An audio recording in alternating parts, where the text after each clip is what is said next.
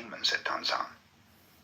Do you mean to call me inhuman just because I do not indulge in intoxicating liquids? Exclaimed Unsho in anger. Then if I am not human, what am I? A Buddha, answered Tanzan.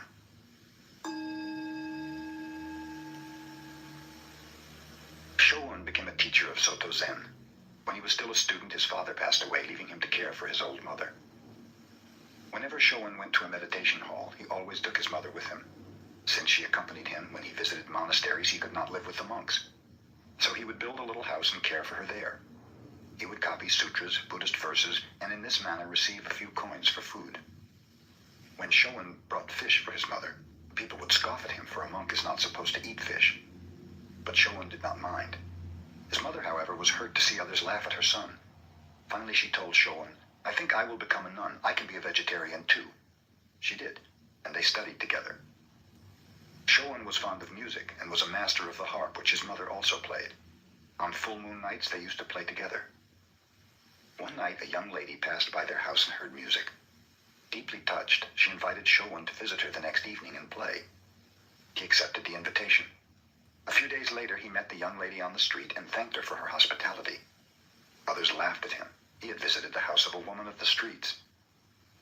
One day Shoun left for a distant temple to deliver a lecture. A few months afterwards, he returned home to find his mother dead. Friends had not known where to reach him, so the funeral was then in progress. Shoun walked up and hit the coffin with his staff. Mother, your son has returned, he said. I'm glad to see you've returned, son, he answered for his mother. Yes, I'm glad too, Shoun responded. Then he announced to the people about him, the funeral ceremony is over. You may bury the body. When Shoun was old, he knew his end was approaching. He asked his disciples to gather around him in the morning, telling them he was going to pass on at noon. Burning incense before the picture of his mother and his old teacher, he wrote a poem. For 56 years, I lived as best I could, making my way in this world. Now the rain has ended. The clouds are clearing. The blue sky has a full moon. His disciples gathered about him, reciting a sutra, and Shoun passed on during the invocation. We already got a lot of hope over the fucking Bible.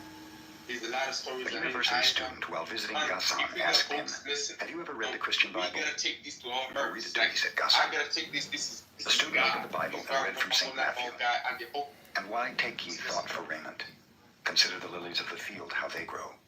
They toil not, neither do they spin. And yet I say unto you that even Solomon in all his glory was not arrayed like one of these.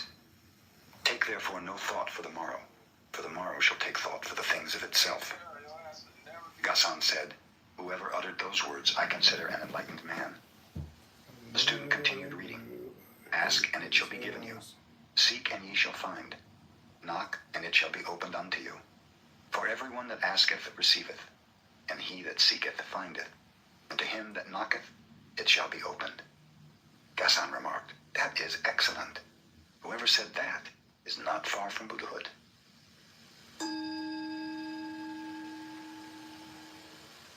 Buddha told a parable in a sutra. A man traveling across a field encountered a tiger. He fled, the tiger after him.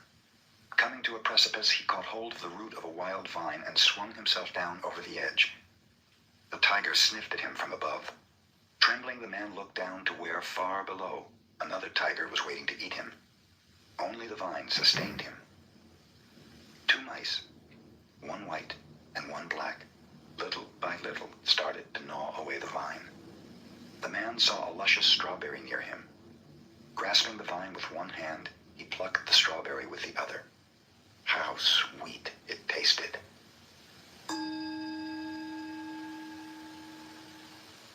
When one goes to Obaku Temple in Kyoto, he sees carved over the gate the words, the first principle. The letters are unusually large, and those who appreciate calligraphy always admire them as being a masterpiece. They were drawn by Kosen 200 years ago. When the master drew them, he did so on paper from which workmen made the larger carving in wood. As Kosen sketched the letters, a bold pupil was with him, who had made several gallons of ink for the calligraphy, and who never failed to criticize his master's work.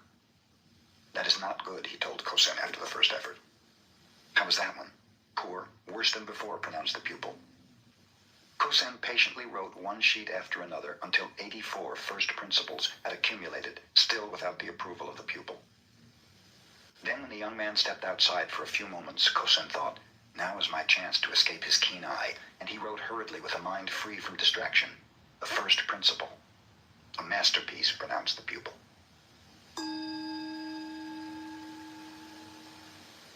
Jiun, a Shingon master, was a well-known Sanskrit scholar of the Tokugawa era. When he was young, he used to deliver lectures to his brother's students. His mother heard about this and wrote him a letter. Son, I do not think you became a devotee of the Buddha because you desired to turn into a walking dictionary for others. There is no end to information and commentation, glory and honor. I wish you would stop this lecture business. Shut yourself up in a little temple in a remote part of the mountain. Devote your time to meditation, and in this way, attain true realization.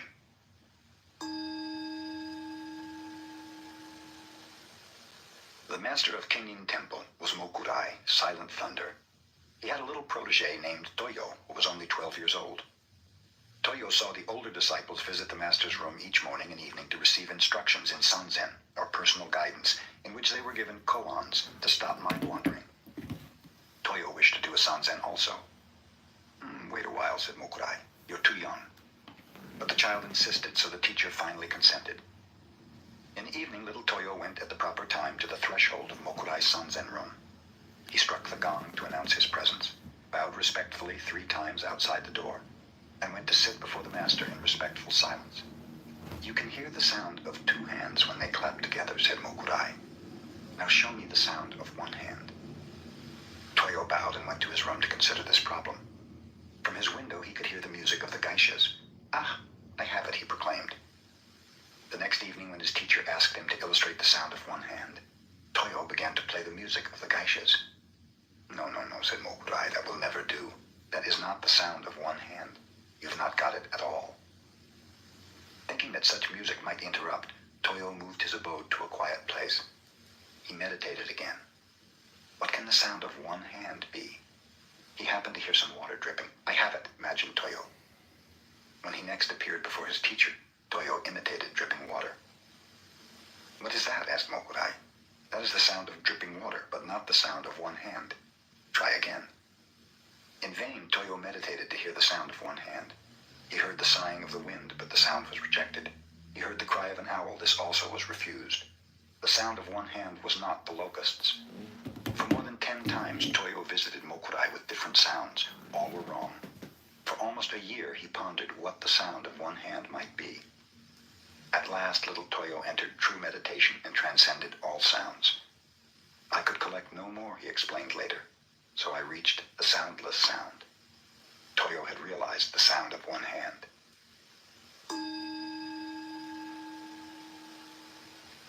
Soyen Shaku, the first Zen teacher to come to America, said, My heart burns like fire, but my eyes are as cold as dead ashes. He made the following rules which he practiced every day of his life. In the morning before dressing, light incense and meditate. Retire at a regular hour. Partake of food at regular intervals. Eat with moderation and never to the point of satisfaction.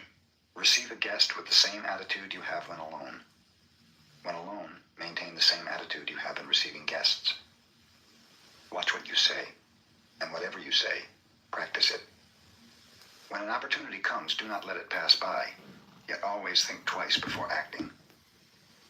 Do not regret the past, look to the future. Have the fearless attitude of a hero, and the loving heart of a child. Upon retiring, sleep as if you had entered your last sleep. Upon awakening, leave your bed behind you instantly, as if you would cast away a pair of old shoes.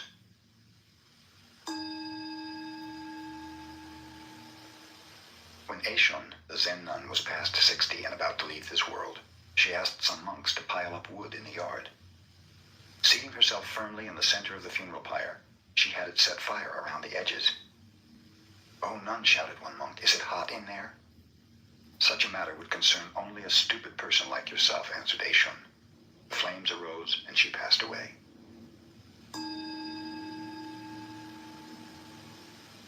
A farmer requested a Tendai priest to recite sutras for his wife who had died. After the recitation was over, the farmer asked, Do you think my wife will gain merit from this? Not only your wife, but all sentient beings will benefit from the recitation of sutras, answered say all sentient beings will benefit, said the farmer. My wife may be very weak, and others will take advantage of her, getting the benefit she should have. So please, recite sutras just for her. The priest explained that it was the desire of a Buddhist to offer blessings and wish merit for every living being. That is a fine teaching, concluded the farmer, but please make one exception.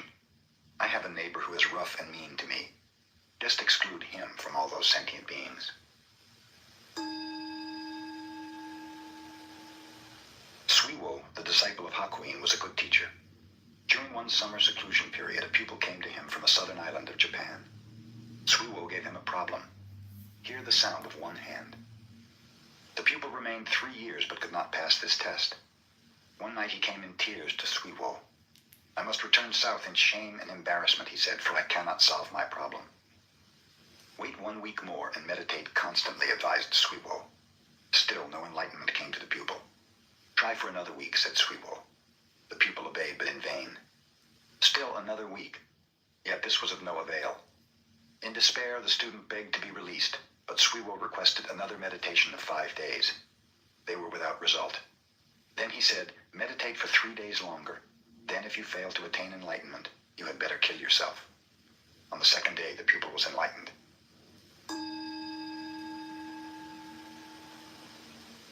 Provided he makes and wins an argument about Buddhism with those who live there, any wandering monk can remain in a Zen temple. If he is defeated, he has to move on. In a temple in the northern part of Japan, 2 brother monks were dwelling together. The elder one was learned, but the younger one was stupid and had but one eye. A wandering monk came and asked for lodging, properly challenging them to a debate about the sublime teaching. The elder brother, tired that day from much studying, told the younger one to take his place. Go and request the dialogue in silence, he cautioned. So the young monk and the stranger went to the shrine and sat down. Shortly afterwards, the traveler rose and went into the elder brother and said, Your young brother is a wonderful fellow. He defeated me. Relate the dialogue to me, said the elder one. Well, explained the traveler, first I held up 1 finger, representing Buddha, the enlightened one. So he held up 2 fingers, signifying Buddha and his teaching. I held up 3 fingers, representing Buddha, his teaching, and his followers living the harmonious life. Then he shook his clenched fist in my face, indicating that all 3 come from one realization. Thus he won, and so I have no right to remain here. With this, the traveler left. Where's that fellow? Asked the younger one, running into his elder brother. I understand you won the debate. Won nothing. I'm going to beat him up. Tell me the subject of the debate, asked the elder one. Why, the minute he saw me, he held up 1 finger, insulting me by insinuating that I have only 1 eye. Since he was a stranger, I thought I would be polite to him, so I held up 2 fingers, congratulating him that he has 2 eyes. Then the impolite wretch held up 3 fingers, suggesting that between us we only have 3 eyes. So I got mad and started to punch him, but he ran out and that ended it.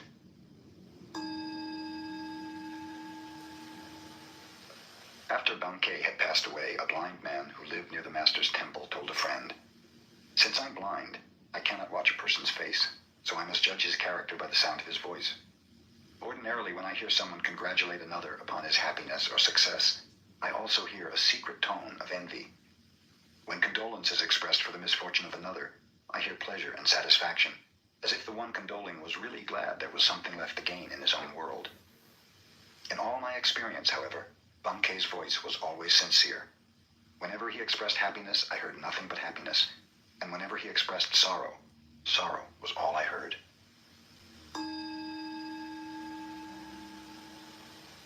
Keichu, the great Zen teacher of the Meiji era, was the head of Tofuku, the cathedral in Kyoto. One day the governor of Kyoto called upon him for the first time. His attendant presented the card of the governor, which read, Kitagaki, governor of Kyoto. I have no business with such a fellow, said Keichu to his attendant. Tell him to get out of here. The attendant carried the card back with apologies. That was my error, said the governor, and with a pencil he scratched out the words, Governor of Kyoto. Ask your teacher again. Oh, is that Kitagaki? Exclaimed the teacher when he saw the card. I want to see that fellow. When Banzan was walking through a market, he overheard a conversation between a butcher and his customer. Give me the best piece of meat you have, said the customer. Everything in my shop is the best, replied the butcher. You cannot find here any piece of meat that is not the best. At these words, Banzan became enlightened.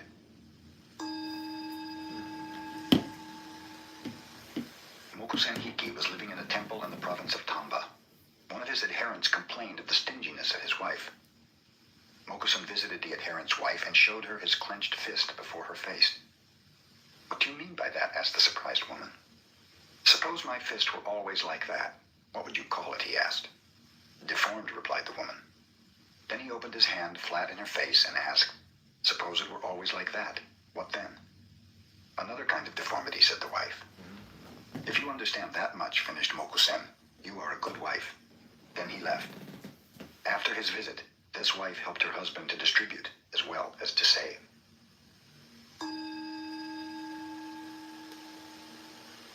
Mokugen was never known to smile until his last day on earth. When his time came to pass away, he said to his faithful ones, "You have studied under me for more than 10 years. Show me your real interpretation of Zen. Whoever expresses this most clearly shall be my successor and receive my robe and bowl." Everyone watched Mokugen's severe face, but no one answered. Incho, a disciple who had been with his teacher for a long time, moved near the bedside. He pushed forward the medicine cup a few inches. This was his answer to the command. The teacher's face became even more severe. "Is that all you understand?" he asked. Encho reached out and moved the cup back again. A beautiful smile broke over the features of Mokugen. "You rascal," he told Encho. "You have worked with me 10 years and have not yet seen my whole body. Take the robe and bowl. They belong to you."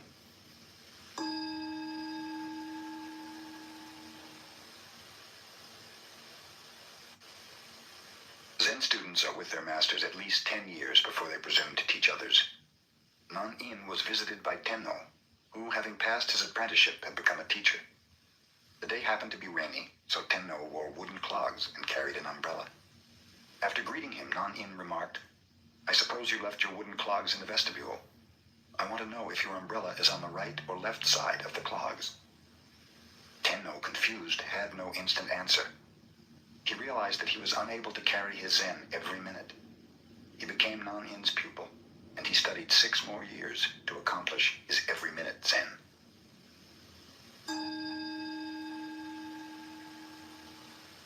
Subhuti was Buddha's disciple. He was able to understand the potency of emptiness, the viewpoint that nothing exists except in its relationship of subjectivity and objectivity.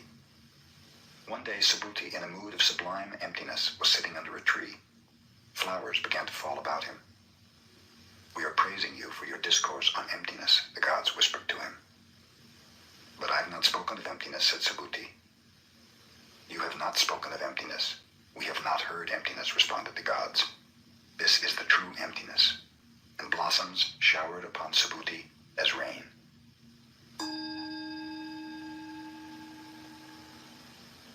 Gisho was ordained as a nun when she was 10 years old. She received training just as the little boys did.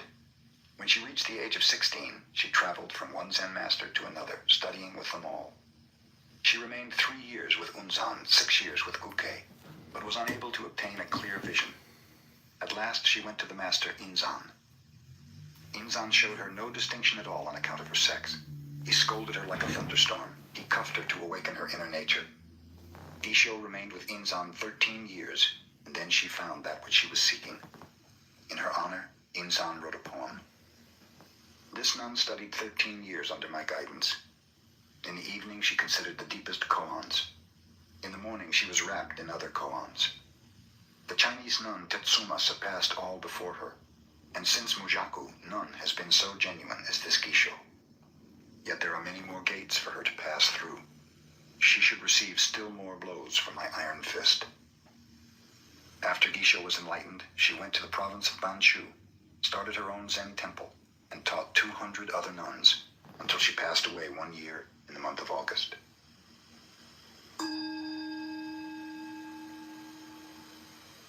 The master Soyen Shaku passed from this world when he was 61 years of age.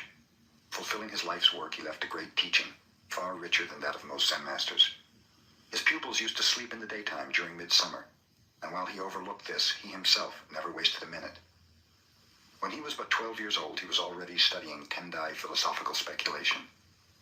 One summer day, the air had been so sultry that little Soyen stretched his legs and went to sleep while his teacher was away. 3 hours passed when, suddenly waking, he heard his master enter, but it was too late. There he lay, sprawled across the doorway. "I beg your pardon. I beg your pardon," his teacher whispered.